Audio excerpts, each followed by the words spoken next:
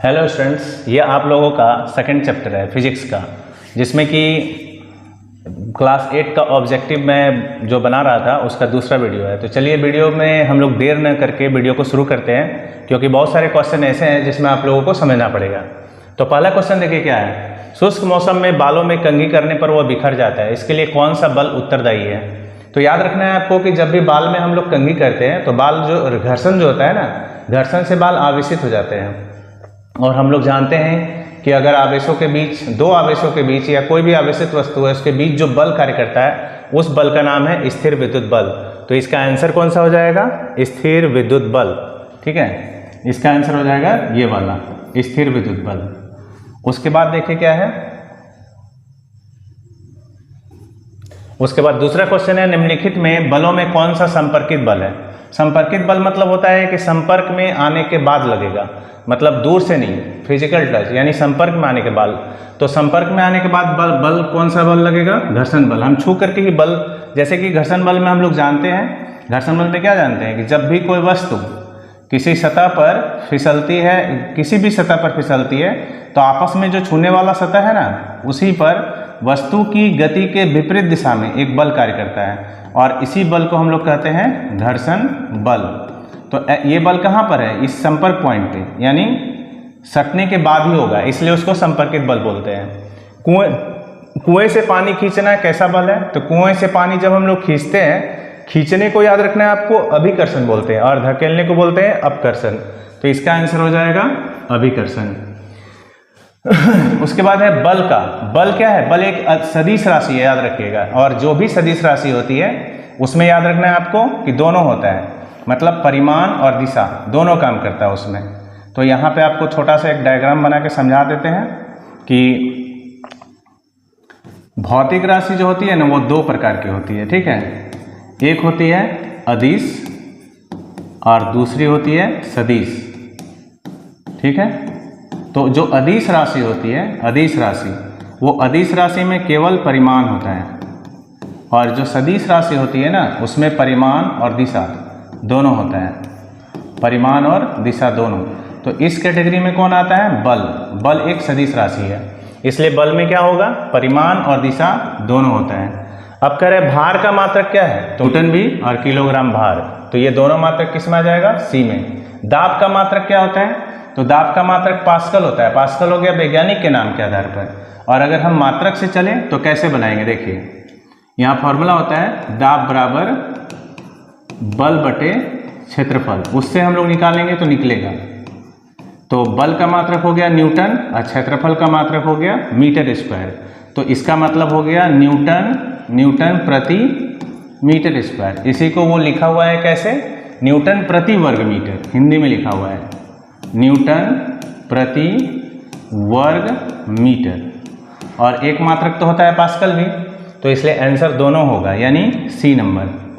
याद रखना है, ये भी होगा, ये भी होगा। बल क्या कर सकता है? तो बल इसमें क्या कर सकता है? बल हम लोग जानते हैं कि गति बढ़ा सकता है, गति को घटा सकता है, वस्तु के आकार को बदल सकता है, यानी तीनों काम बल कर सकता है, इसलिए आंसर होगा डी। ठीक है,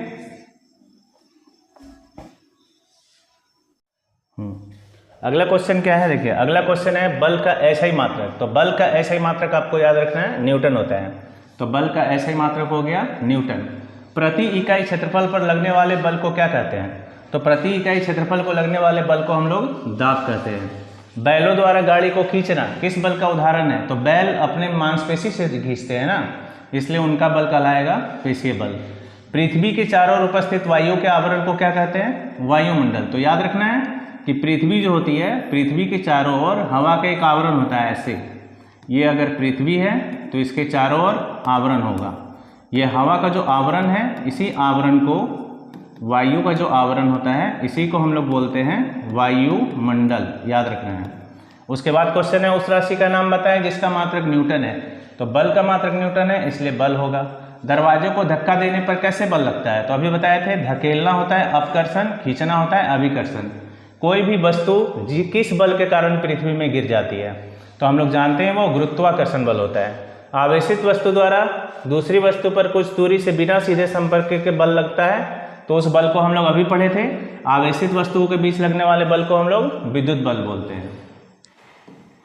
अगला क्वेश्चन है, पृथ्वी प्रत्येक वस्तु को अपनी ओर आकर्षित करती है। इस आकर्षण बल को याद रखना है कि पृथ्वी का अपना आकर्षण बल जो होता है वो होता है गुरुत्व बल। जब किसी वस्तु को ऊंचाई से गिराया जाता है तो उसकी चाल लगातार बढ़ती जाती है। चाल में परिवर्तन करने वाला बल, पृथ्वी पर कोई वस्तु ऊपर से नीचे गिरेगा ना तो उसका स्पीड बढ़ता जाता है। तो स्पीड किस कारण से हो रहा है? वो गुरुत्व बल के कारण।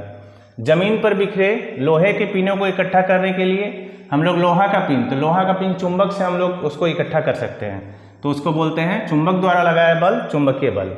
कह रहा है जब एक वस्तु दूसरी वस्तु पर सीधे भौतिक संपर्क द्वारा बल लगाती है तो उसे कौन सा बल कहते हैं? तो अगर कह रहा है छू करके बल लगेगा, याद रखना है, तो ऐसा बल कहलाता है संपर्कित बल। इसका भी डायग्राम बना देते हैं।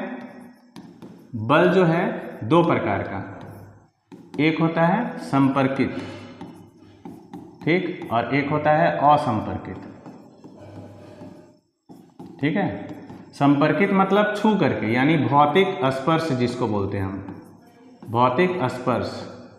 अगर भौतिक स्पर्श द्वारा आरोपित बल होगा तो संपर्कित होगा, और बिना भौतिक स्पर्श के होगा, माने बिना छुए, बिना भौतिक संपर्क के आरोपित होगा तो उसको बोलते हैं असंपर्कित।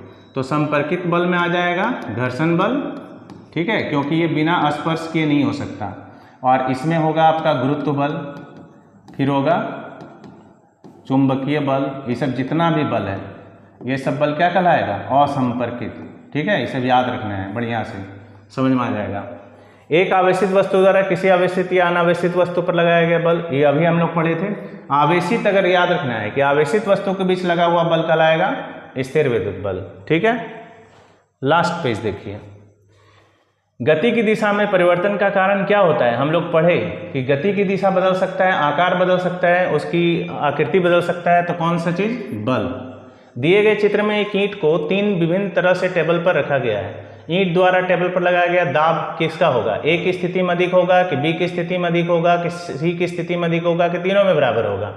तो यहाँ बताया जा रहा है कि ए की स्थिति में अधिक होगा। ठीक है, क्यों? क्योंकि उसका दबाव ज़्यादा बढ़ेगा, ठीक ना, इसलिए दाब भी ज़्यादा लगेगा। बल ज़्यादा यानी क्षेत्रफल कम, याद रखना है आपको। देखिए यहाँ समझा रहे हैं, सूत्र समझिएगा। यहाँ दाब बराबर क्या है? दाब बराबर होता है बल बटे क्षेत्रफल। तो क्वेश्चन में कह रहा है कि किस स्थिति में दाब अधिक है? किस में कह रहा है कि ईंट द्वारा टेबल पर लगाया गया दाब अधिक होगा। किस स्थिति में अधिक होगा? दाब ज़्यादा। तो यहाँ पे एक चीज़ समझिएगा कि क्षेत्रफल अगर कम होगा तो दाब ज़्यादा होगा, इसलिए आपको याद रखना है। क्यों? क्योंकि देखिए यहाँ दाब जो है व्युत्क्रमानुपाती होता है किसका? क्षेत्रफल का। क्षेत्रफल बढ़ा तो दाब कम, क्षेत्रफल घटा तो दाब अधिक। इसलिए ए स्थिति में ध्यान से देखिए कि ईंट जो है इस स्थिति में कम संपर्क क्षेत्रफल है, इसलिए क्षेत्रफल कम होगा तो दाब ज़्यादा होगा। एक आवेशित वस्तु अनावेशित वस्तु को क्या करती है? एक आवेशित वस्तु अनावेशित वस्तु को आकर्षित करती है। एक चुंबक का उत्तरी ध्रुव दूसरे चुंबक के उत्तरी ध्रुव को क्या करेगा? तो चुंबक का गुण यहाँ याद रखना है आपको। एक रूल होता है NN/SS, तो याद रखना है प्रतिकर्षित मतलब धकेलेगा, ठीक है। और अगर अलग अलग होगा NS या SN तो याद रखना है ये आकर्षित करेगा, ठीक है। तो यहाँ देखिए क्या कह रहा है, एक चुंबक का उत्तरी ध्रुव दोनों सेम हो गया तो प्रतिकर्षित होगा। वस्तु पर कार्यरत बल उसके अवस्था तथा क्या यहाँ पे कह रहा है आकार, अवस्था और आकार में परिवर्तन कर सकता है। बल क्या चीज करके अवस्था आकार में परिवर्तन करेगा। बल का मानक मात्रक हम लोग जानते हैं न्यूटन है। एकांक क्षेत्रफल पर यहाँ भराएगा क्षेत्रफल, एकांक क्षेत्रफल पर कार्यरत बल क्या कहलाता है? दाब कहलाता है। उसके बाद धनुष को खींचने के लिए धनुर्धर बल लगाता है, जिसके कारण इसकी क्या चीज होती है? आकृति में परिवर्तन होता है, याद रखना है। उसके बाद धनुष को खींचने के लिए धनुर्धर द्वारा लगाया गया बल, तो अगर धनुर्धर बल लगा रहा है तो पेशीय बल का उदाहरण है, क्योंकि मांसपेशी से खींचता है। तीर की गति की दिशा में परिवर्तन के लिए किस बल का, कौन सा बल उत्तरदायी है तीर की गति की दिशा में? तो पेशीय बल, ठीक है। तो इस तरह से आपका फिर अगला वीडियो इसके बाद होगा तीसरा वीडियो, जिसमें कि फिजिक्स का तीसरा चैप्टर होगा, ठीक है। अगर आपको वीडियो अच्छी लगे तो अपने दोस्तों के साथ शेयर कीजिए और अगर आप चैनल पे पहली बार आए हैं तो मेरे चैनल को सब्सक्राइब जरूर कीजिएगा।